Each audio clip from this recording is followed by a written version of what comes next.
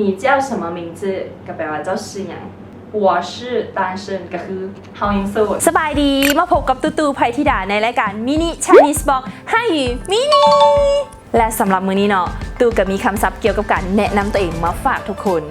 จะมีคำศัพท์ตัวใดในนั้นเฮามาเริ่มกันเลย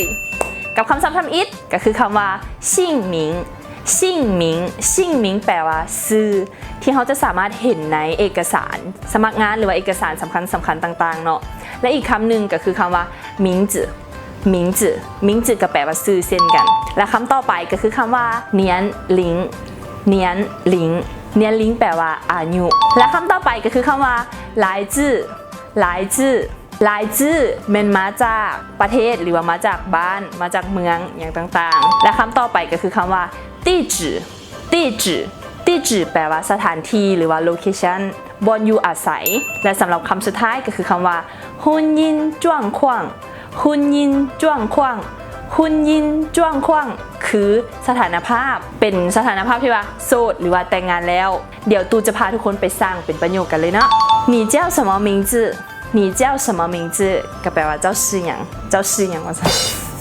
เจ้าชื่อหยังและเขาสามารถตอบได้ว่า我叫ตูไพธิดา我叫ตูไพธิดาถ้าเป็นสมมุติว่าเขาจะไปนำไส้เนาะก็เป็น我叫ตูตามด้วยชื่อเขาและคำต่อไปก็คือคำว่าเนียนลิงเขาสามารถสร้างเป็นประโยคคำถามได้ว่า你几岁了你几岁了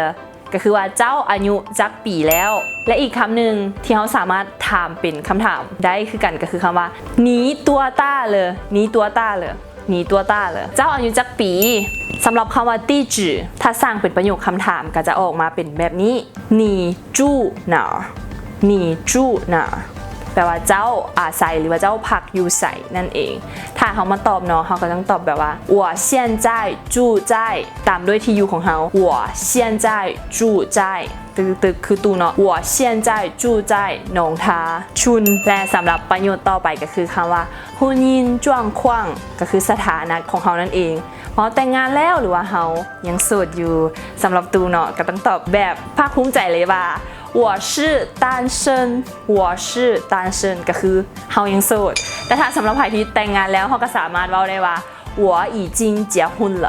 我已经结婚了เป็นจังไหนสำหรับคำศัพท์มื้อนี้ที่ตูนำมาฝากทุกคนตูหวังว่าทุกคนจะเอาไปใช้ในชีวิตประจำวันได้เนาะและถ้าเป็นไผที่อยากให้ตูยกสถานการณ์ตัวใดขึ้นมาหรือว่าอยากได้คำศัพท์ตัวใดก็สามารถอินบ็อกซ์เข้ามาได้หรือว่าคอมเมนต์ใต้คลิปนี้ได้เลยเด้อและตูก็จะมา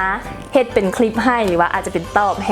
งใจก็ว่ากันไปและที่สำคัญที่สุดเนาะอย่าลืมเด็ดขาดเลย1ทวนคืนคำศัพท์2ตู้ขอฝากทุกคนเข้าไปกดไลค์กดแชร์เพจ Mini Chinese Box ในเด้อแล้วพบกันใหม่คลิปหน้าบ๊ายบาย